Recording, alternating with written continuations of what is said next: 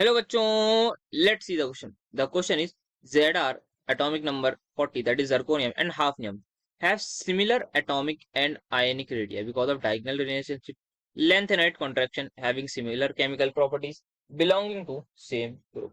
So let's have a look on the key concept first of all that we have to use in this question. तो यहाँ पे जो है दोनों के दोनों हमारे पास इनका साइज सेम होता है. वाई?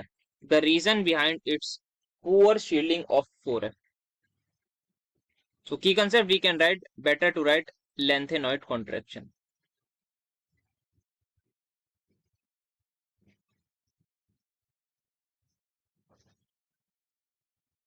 Now अब देखना है जो की कंसेप्ट हमारा लेंथेनॉइड कॉन्ट्रैक्शन है. तो यहाँ पे अगर हमारे पास लेट अस ड्रॉ 4D हमारे पास जो है दैट इज दिस लेंथेनॉइड. ये हमारे पास होता है, इसका atomic number, sorry zirconium, we have to talk about zirconium.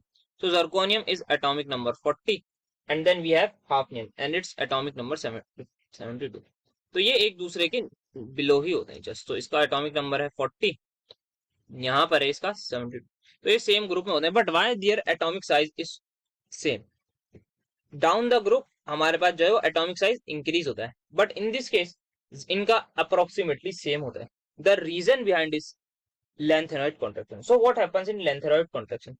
यहाँ पे 40 है जर्कोनियम में, ये आगे जाएगा. तो हाफनियम से जस्ट पहले हमारे पास आता है लेंथेनम, और लेंथेनम से हमारे पास जो शुरू हो जाते हैं वो हो जाते हैं स्टार्ट लेंथेनॉइड्स. अब लेंथेनॉइड्स में क्या होता है? ऐसा लेंथेनॉइड्स में हमारे पास जो है वो स्टार्ट हो जाता है 4f सबशेल का आना. तो 4f इलेक्ट्रॉन हमारे पास आने लगते हैं. अब 4f से होता क्या है? जो 4f इलेक्ट्रॉन्स हैं they have very poor shielding. ये बहुत ही ज्यादा इनकी पुअर शील्डिंग होती है. तो शील्डिंग इज समथिंग जो अंदर के इलेक्ट्रॉन जो है वो बाहर के इलेक्ट्रॉन को रिपेल करते हैं. तो इसका हम कह सकते हैं शील्डिंग इफेक्ट इसका बहुत कम होता है, जिसको सिग्मा से भी डिनोट करते हैं. सो इसका जो इफेक्टिव न्यूक्लियर चार्ज है दैट इज जेड इफेक्टिव हमारे पास होता है atomic number minus sigma. Sigma is shielding effect, कितना इलेक्ट्रॉन रिपेल कर रहे हैं. तो यहाँ पे जो सिग्मा है उसकी वैल्यू हमारे पास होती है कम. तो अगर हमारे पास सिग्मा की वैल्यू कम हो गई तो ऑब्वियस सी बात है इफेक्टिव न्यूक्लियर चार्ज ज्यादा हो जाएगा. अगर न्यूक्लियस पे चार्ज ज्यादा हो गया तो व्हाट विल हैपन? तो न्यूक्लियस पे चार्ज ज्यादा होगा तो मतलब इलेक्ट्रॉन्स को वो तेजी से पुल करेगा.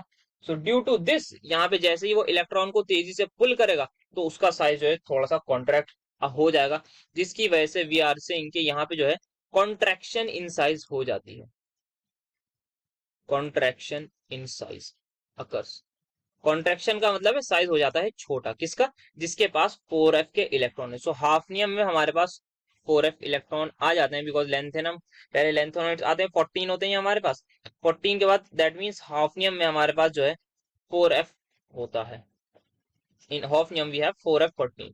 और इन इलेक्ट्रॉन्स की जो शील्डिंग है वो बहुत ज्यादा पुअर होती है. इनका इफेक्ट जो सिग्मा होता है उसकी वैल्यू कम होती है, दैट इज जिसको हम शील्डिंग कांस्टेंट कहते हैं. तो सिग्मा अगर कम होगा तो इफेक्टिव न्यूक्लियर चार्ज ज्यादा होगा. इफेक्टिव न्यूक्लियर चार्ज अगर ज्यादा होगा दैट मीन्स न्यूक्लियस पे चार्ज ज्यादा है और वो इलेक्ट्रॉन्स को तेजी से खींचेगा. ड्यू टू दिस तो एक कॉन्ट्रैक्शन इन साइज आ जाएगा, मतलब साइज हो जाएगा छोटा. इसी कॉन्ट्रैक्शन को हम कहते हैं लेंथेनॉइड कॉन्ट्रैक्शन, बिकॉज लेंथेनॉइड्स की ही वजह से ये आया है. लेंथेनॉइड से ही स्टार्ट होता है 4f इलेक्ट्रॉन आना, 4f सबशेल आना. बेसिकली लेंथेनॉइड्स में हमारे पास 4f सबशेल होता है एंड इसकी हमारे पास पुअर शील्डिंग होती है.